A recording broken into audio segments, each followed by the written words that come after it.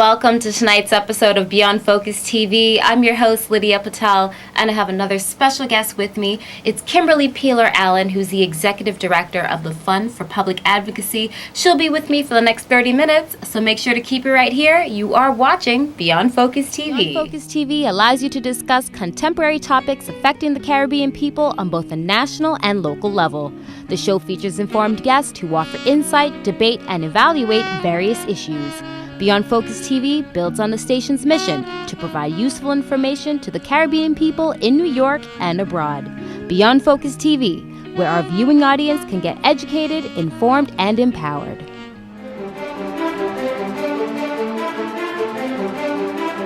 Welcome back. I'm your host, Lydia Patel, and you're watching Beyond Focus TV. And my special guest for the evening is none other than Kimberly Peeler-Allen. She's the Executive Director of the Fund for Public Advocacy.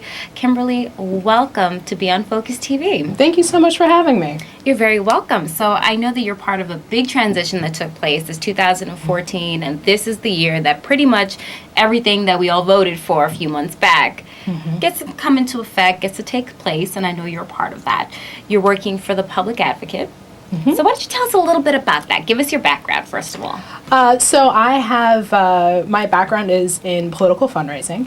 I had my own campaign firm for about 12 years, and my last client was Letitia James, the now Public Advocate of the City of New York. And after working very closely with her for the past 2 years on her winning campaign, she asked me to come over and run the Fund for Public Advocacy for her. Wow, so that's great. So a hard job that finally paid off. Yes. And 2 years of dedication, and now you're actually a part of the Public Advocacy Fund. So what does this fund really do? Why don't you give us some information on that? Sure. So the Fund for Public Advocacy is a 501c3 that it works in conjunction and collaboration with the Public Advocate's Office, but we do not work directly for the Public Advocate.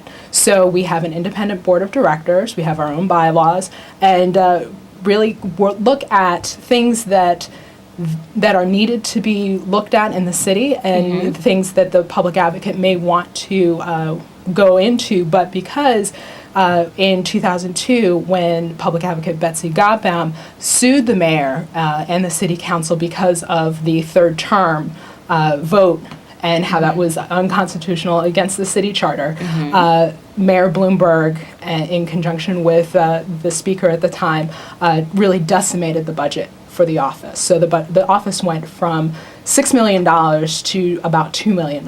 So that left a lot of work that was previously done under Mark Green left to the wayside. Right. So Public Advocate Gotbaum had the foresight to say, you know what, let me set up an independent organization that will then take on some of the things that I cannot do because I no longer have the resources.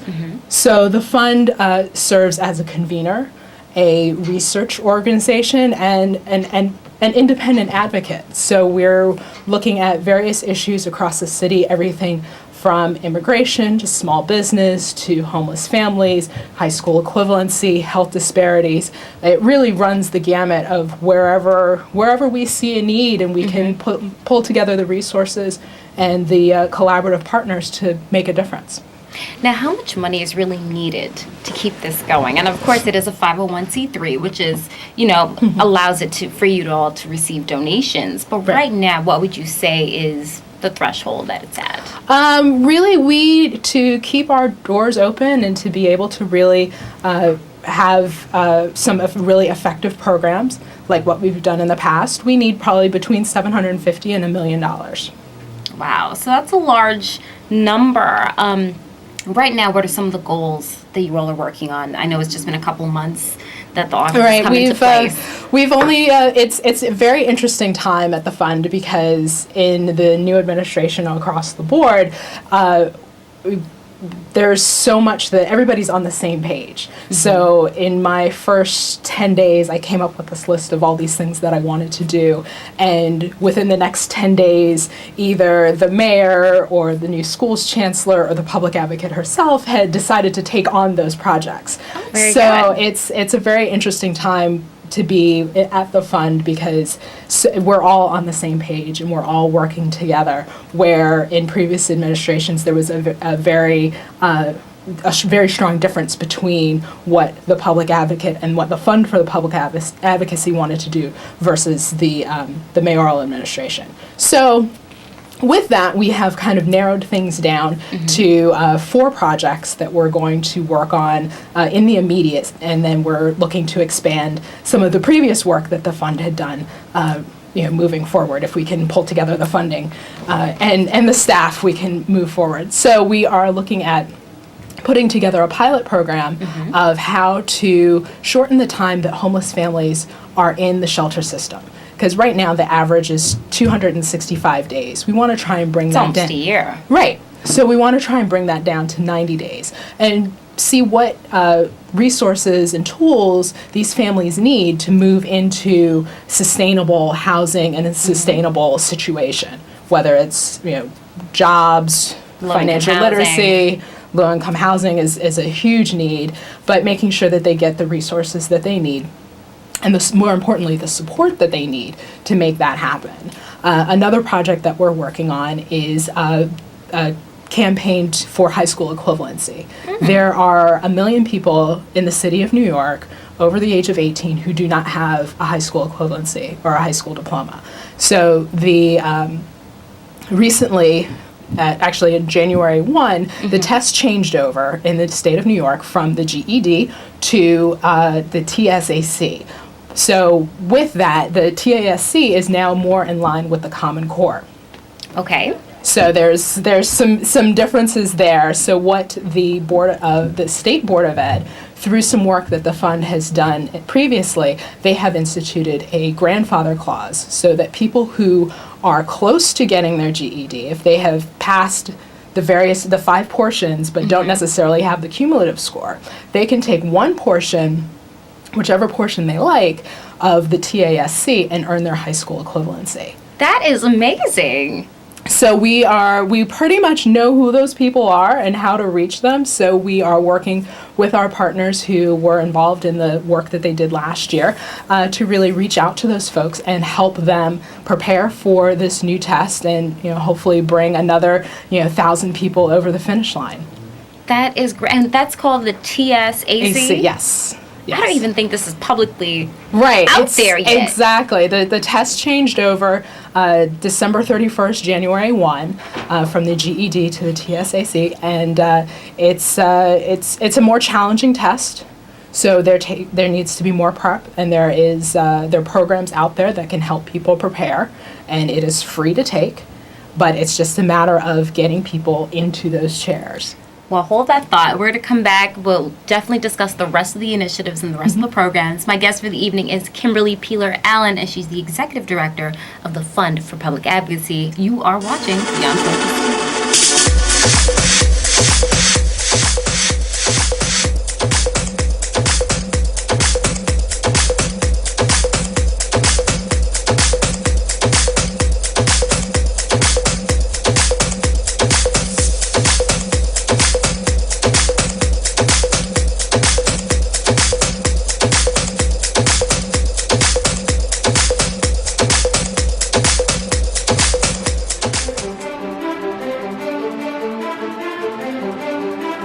Welcome back. You're watching Beyond Focus TV. I'm Lydia Patel, and my guest for the evening is none other than Kimberly Peeler Allen.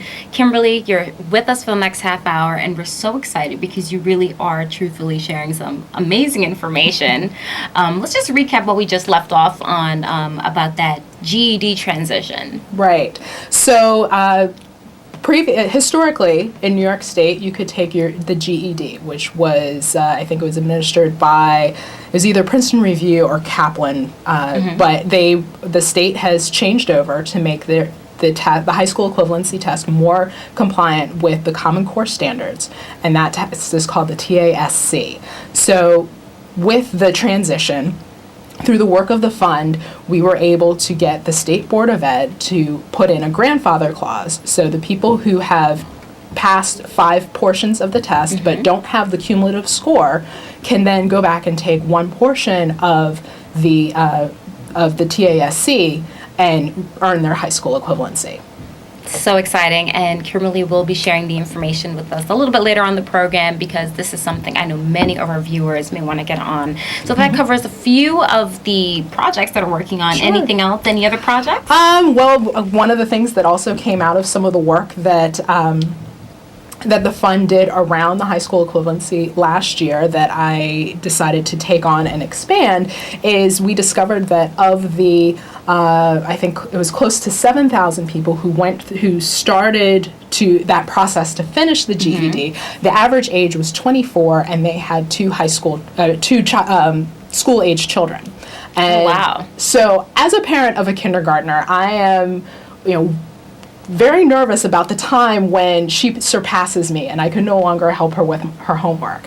And as someone who has a college degree, my husband has a college degree, I can't imagine what it must be like or how frightful that must be for someone who is just getting their high school equivalency, who has school-age kids and wants to be engaged in their children's lives and their children's education. So we're pulling together a collaborative of community-based organizations to provide parental engagement and involvement training and support for those people. And it's going to be open to anyone and everyone, regardless of your educational background. If you feel intimidated by your child or the school process or dealing with your child's school, we can help you. And the CBOs can help you navigate that system and be able to be an effective advocate for your for your child. And I know that one in particular is really going to be helpful. And I can remember being a child of immigrants, especially if you were not educated in this country, but your children are born here and going to school, it can be very intimidating. Absolutely. So it was one of those things, it was just kind of an aha moment of if I'm intimidated, I can't imagine what others are feeling. So to be able to work with community-based organizations who historically have actually done some of this work, but because of lack of funding, they haven't been able to continue the programs, but they are so needed. So we're very excited to start pulling that together, and we'll probably have a rollout of that in probably early May. That is super exciting. I know we'll have so much information to give you before the end of the program, of course. Let's highlight a little bit the board of directors, because you did say that you do have your own private board of directors, the fund. So share about that. Well, we are actually in the process of, the board is transitioning. So, so it's an interesting time. The majority of the board of directors, the current board of directors, were appointed by the last public advocate and the last executive director. And actually many of them served for 6 or 7 years. So they have been dutiful soldiers of the organization, and we're in the process of rebuilding. We have a couple of folks who are lined up. Our first board meeting is not until the middle of next month, so unfortunately I can't announce them just yet. But we are really going to have some dynamic leadership, some people who have really been engaged with work across the city to try and make this city a better place for everyone. Absolutely. So, and in terms of that, why should people support? I mean, you just listed, for me personally, some wonderful reasons, but on a serious note, why do people really need to support the fund? People need to support the fund because the Office of the Public Advocate is an office that is much understated, but much needed. And the work that needs to be done across the city, as the mayor and the public advocate and the comptroller have all discussed, there's so much need and so many inequities that really we need as many voices as we can to try and address them. And the Fund for Public Advocacy has the opportunity to really do a deep dive on some of the most pressing issues across the city that, in the course of bureaucracy may get a little lost in the sauce. So being able to support an organization that really works as a collaborative and a convener, bringing together entities that wouldn't necessarily work together, but because they're under this umbrella that is that is really just trying to, without any other agenda than just trying to fix the problem, it has really been effective in really shining a light on a lot of issues that affect the city. Very well said. And you did highlight some great points there that, it kind of gets lost. Mm-hmm. And it gets lost in translation for people because we don't really you don't hear the word public advocate too much. Right. So you could really lose yourself in the understanding of that. So that's wonderful. Let's talk about civic engagement. So civic engagement it is something that is just so dear to my heart. It's just something that I've always been involved in. My parents have, it was like, this is what you do. Mm-hmm. It's part of your right as an American to be engaged in civics and understand your government and understand how your government can work for you, and understand when government isn't doing what it's supposed to do, and holding it accountable. And I think it's critically important for every New Yorker, whether you are a citizen or a resident or a visitor, to be engaged in the process, because as we've seen, things from snow removal, garbage pickup, all of these things that are just so necessary to mm-hmm. everyday life are controlled by government. And I think if you don't engage in the process, you're missing out. Absolutely. Well, we're going to take a quick break and be right back. And of course, if you do want to sponsor a segment of Beyond Focus TV, simply send us an email at info@beyondfocusmedia.com. Stay with us. We still have more of Kimberly right here on Beyond Focus TV. We'll be right back.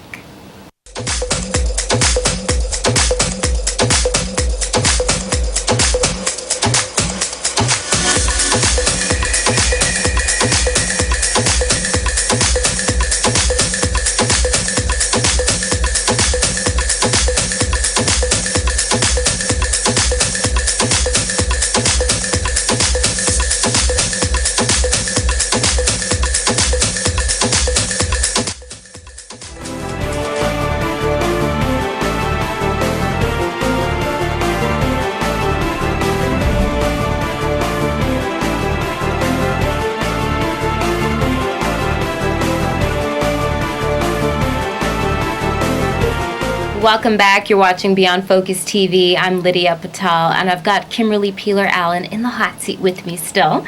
Now, let's talk about donations. All of this would not be possible without donations. It's a 501c3, which means that you do get that little tax break if you need it. It's always a plus. Absolutely. Tell us about that. So to donate to the Fund for Public Advocacy, the easiest way is to go straight to our website, which is www.fundforpublicadvocacy.org.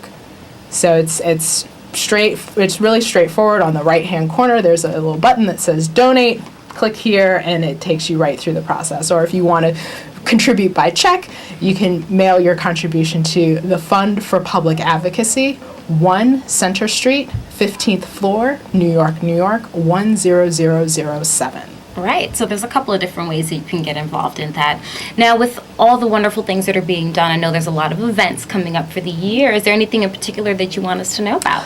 Well, we're in the process of planning a couple of convenings, as we move forward with the GED program, there'll be a launch event, and as well as an event around the parental involvement and engagement. And there'll be several opportunities over the next 8 or 9 months to come out and support the fund and hear what we're doing. As we pull together our reports, we're finishing up some work on special ed and the public school system. There'll be an unveiling of that report hopefully by the end of next month. And it will all be on our website, and we look forward to folks coming out. Absolutely. Now, something I do want to focus on a little bit, and it's something that you all do put some light on, is immigration. We do have a large immigrant population that support Beyond Focus TV, and this is New York. This is a town, a city full of immigrants and built on it. So what is the Fund for Public Advocacy doing for immigrants? Well, one of the things that we did in last year, and it's something that I'm really looking forward to continuing, is we put together an immigrant services manual, which we translated into 9 languages, and we're looking for additional funding so we can get it up to 12. But it basically broke down anything that you could possibly need to know about living in New York, whether you're opening a small business, trying to enroll your kids in school, and it's really been disseminated through a lot of community-based organizations that work with immigrant populations to really serve as a resource guide. So whether it's anything on the state level, on the city level, it's all right there at your fingertips. And we did a small run. We only had the resources to print about 1,000 across the 8 languages. And we want to really go back and assess how much it's being used, because it's something that was initially done in 2005 and had not been updated since. Right. But when it was unveiled late last fall, people came to the event with their 2005 version, coffee-stained, bookmarked, little flags, highlighted, and they said, thank you so much for doing this. So one of the things that we're really looking forward to doing is doing an assessment of all the organizations that got the guide to really see how much it's being used. And then we can go back to funders and say, you know what, it is being used, 500 times a month by 35 different organizations. We need to expand it into X, Y, and Z languages and really have it disseminated all across the city. And then we have that online as well, and I'll give you the website. Wow. So give us some, for those who may not even have a copy, but are interested in getting a copy, what are some of the things, again, that are in there? So it's everything from, if you are trying to open a business, the types of businesses, whether you need to get your food handler's license, how do you go about doing that? If you're trying to open a store, what you need to do to get your licenses to do that. If you're enrolling your children in school, how to go through the process of enrolling your children, and just really anything and everything that you could possibly need that you would need to be interacting with government. It's all right there, whether it's things on the state level, things on the city level, whether it's just a general inquiry about something, you can. It's all indexed, and you can search and find whatever it is you're looking for. It's a really fantastic tool. I even though I may not be an immigrant, I may need the guide still, because some of this information can be useful. We do have it in English as well. But that's good, because sometimes it's your one-stop shop. We'll be able to flip through, get easy access to these things. Exactly. So that's really, really good. In terms of a Facebook page, is there any other promotional material, or is it only the website? Right now, it's only the website. The fund really has been. We've really only focused on 6 or 7 projects a year, and it's really been very tailored and very specific to the website and working with our partners. So in the, as now the new executive director, I look forward to putting up a Facebook page and getting a Twitter feed going, and really, because there's so much going on and there's so much information out there that the fund has access to, that whatever we can do to help spread the word, it is going to be fantastic. And for yourself personally, taking on this new role, how has it been for you? It has been just an amazing opportunity. Having worked in politics and political fundraising for more or less the last 15 years, to be able to raise the money and then also work to actually do the work and on the various projects, the things that I care about, is just an amazing opportunity, and I'm really, really excited about it, and have loved every minute of it so far. So this is something long-term that we'll be able to, we don't want to see some of these projects just start and not get the funding for it. Oh no, absolutely. There's many projects that we have actually continued on from the previous administration. We've added some new ones. I think there's a treasure trove of information there that from time to time needs to be updated and refreshed. There's some things that need to be expanded and developed a little more, and then there's new things that need to be focused on. So there'll be a lot of that over my tenure. Absolutely, and our lovely Mayor, Mayor de Blasio, he's pretty much on point with, there's a consensus, I know you were saying earlier, everyone's all across the board with some of the plans, correct? Yeah, well, the wonderful thing about the fund is we have the opportunity to fill in the gaps. So where the mayor may be focused on pre-K, which is fantastic and needs to be done. So, well, pre-K is great. Well, how do you support the parents? And that's where the fund comes in.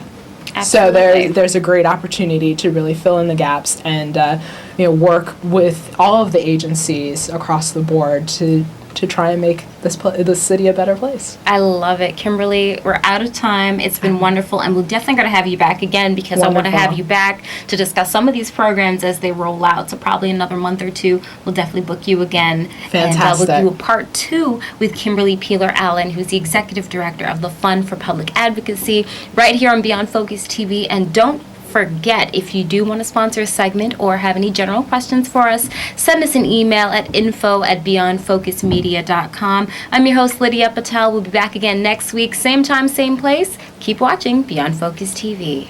Beyond Focus TV show wants and needs your feedback. Did we blunder? Please let us know so we can improve. Was the show helpful to you? Drop us a note so we can share the success with our staff members. Is there something you think we could do better?